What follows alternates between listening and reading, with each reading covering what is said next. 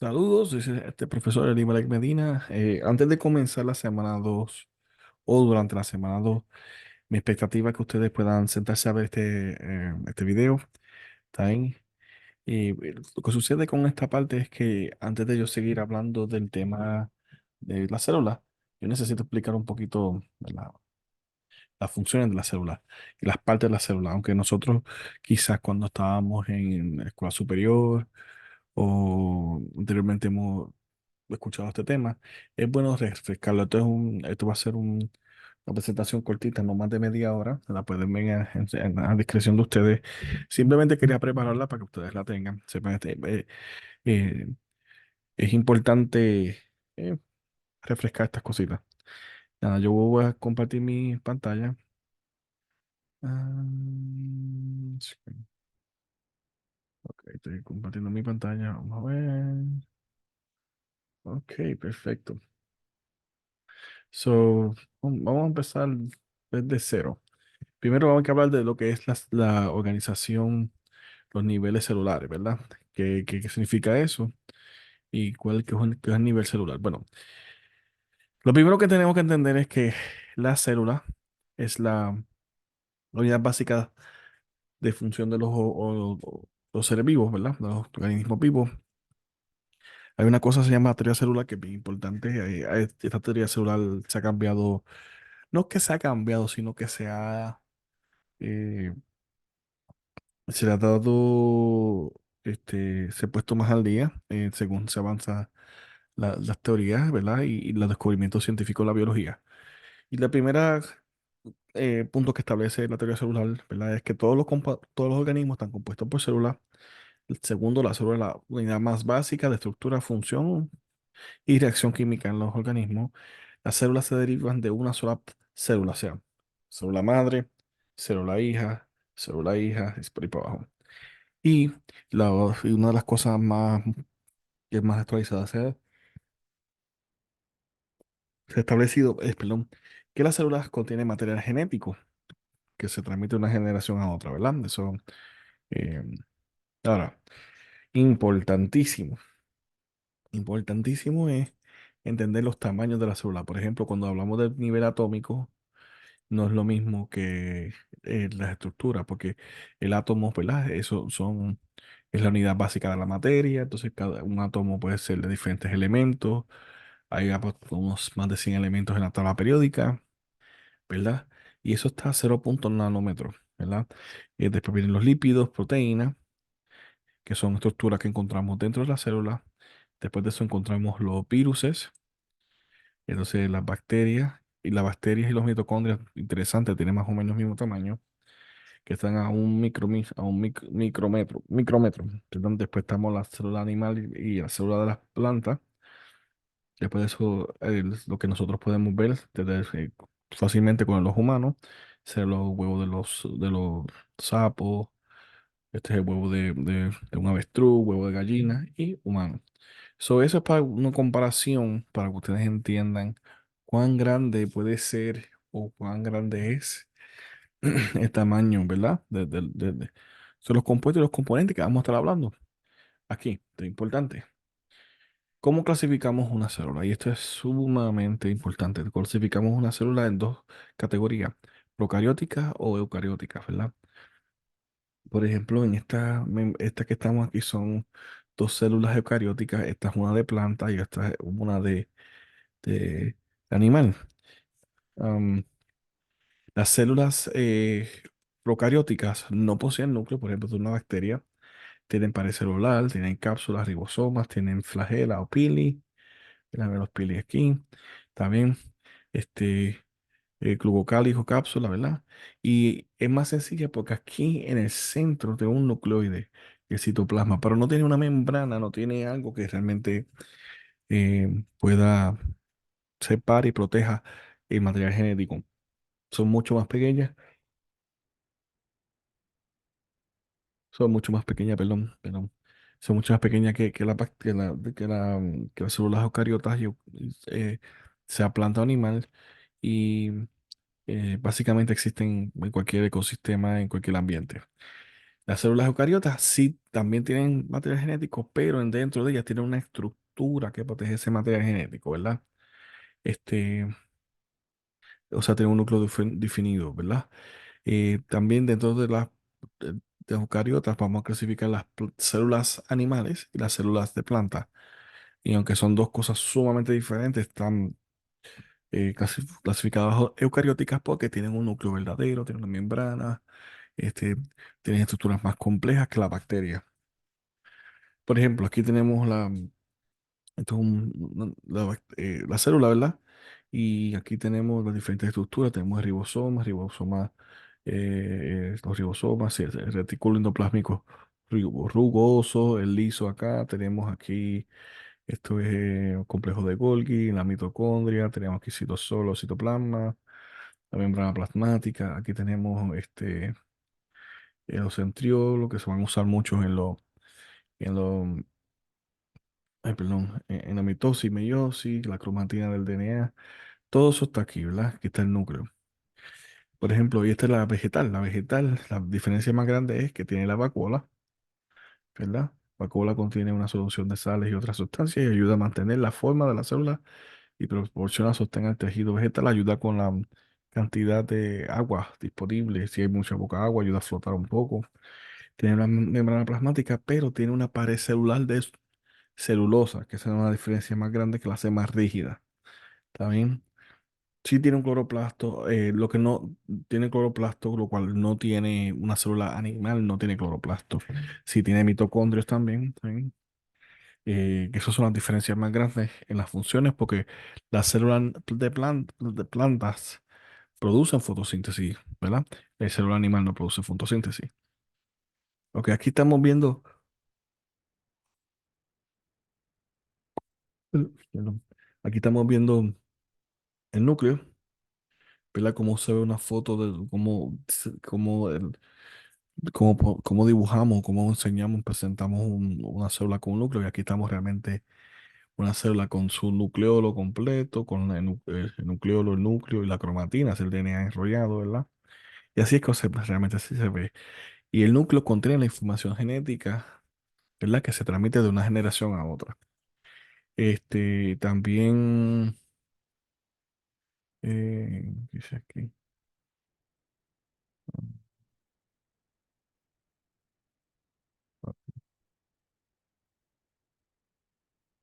Entonces tenemos los ribosomas, ¿verdad? Tenemos las diferentes estructuras de los ribosomas que se encuentran alrededor del retículo endoplásmico, ¿verdad? Aquí es donde está la síntesis de proteínas, eso va a ser bien importante pronto. Tenemos el retículo endoplásmico, que aquí lo que el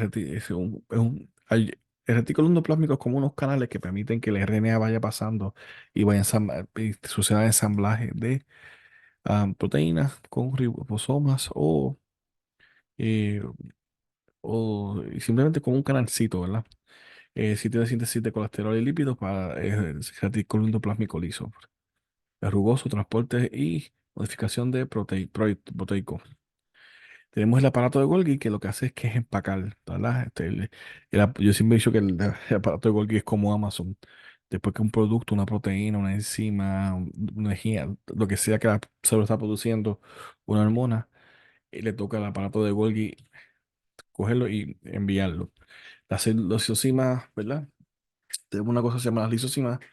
Las lisosimas ¿verdad? Por cierto, ayudan a la digestión, ¿verdad? Lisosima ayuda a romper liso de rompimiento, enzimas, enzimas que ayudan al rompimiento, puede ser el rompimiento de nutrientes que entran normalmente, ¿verdad? Nutrientes que han sido empacados y que necesitan ser descompuestos para ser utilizados por la célula. Tenemos los peroxisomas que produce peróximo, un poquito de peróxido, y esto ayuda a degradación, ¿verdad? Muchas veces degradación de,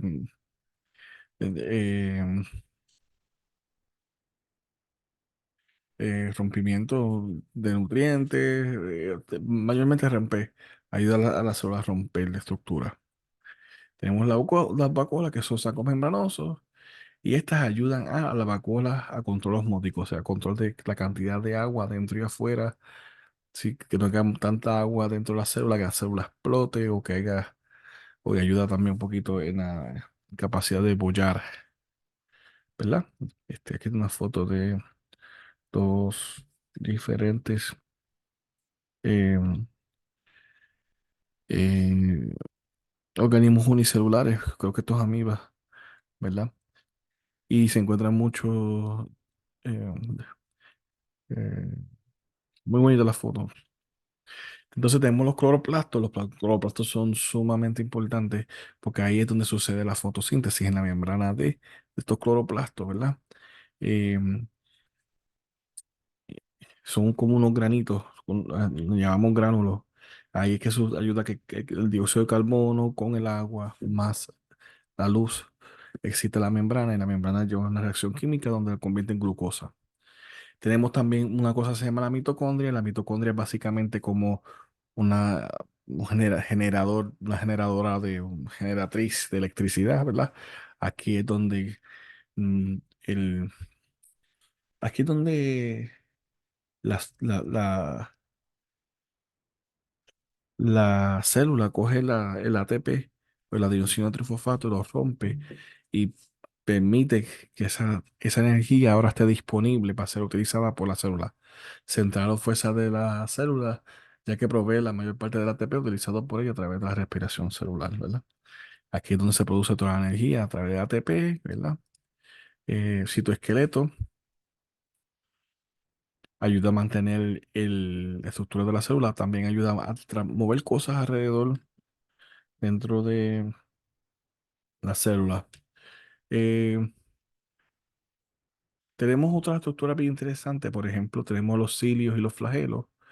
Eh, mm, muchos procariotos sí tienen estas estructuras, eh, y también las tienen las eucariotas, pero no, por ejemplo, eh, no depende del ecosistema, del ambiente que esté, depende si es un organismo unicelular que normalmente tiene más flagelos y cilios, ¿ok? Los flagelos ayudan a movimiento, ¿verdad? Y los cilios ayudan al anclaje, ¿está bien? Están hechos, pero los flagelos y los cilios se flexionan para causar movimiento a las células alrededor del movimiento. So, básicamente ayuda al movimiento, ¿verdad? Y muchas veces al anclaje también de eso.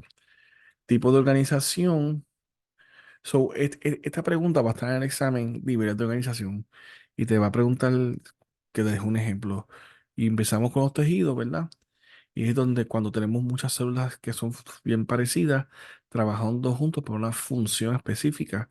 Después tenemos órganos que son estructuras compuestas de dos o más tejidos que se organizan para desempeñar una función particular. Por ejemplo, un órgano puede ser eh, el estómago, puede ser el intestino, un sistema de órganos, un grupo de órganos con funciones relacionadas, por ejemplo, sistema digestivo, sistema endocrino, el sistema epitelial, el sistema ¿qué más? Eh, Sistema nervioso central, sistema nervioso periferal, todas esas cosas. Organismo es ese organismo completo, las células, 3.5 billones de células en el caso del ser humano que hace un organismo. Entonces, poblaciones son organismos que de un solo tipo, misma especie, normalmente, como definimos, son organismos que se pueden reproducir entre ellos, que producen una prole o hijos que son fértiles, que pueden seguir reproduciéndose.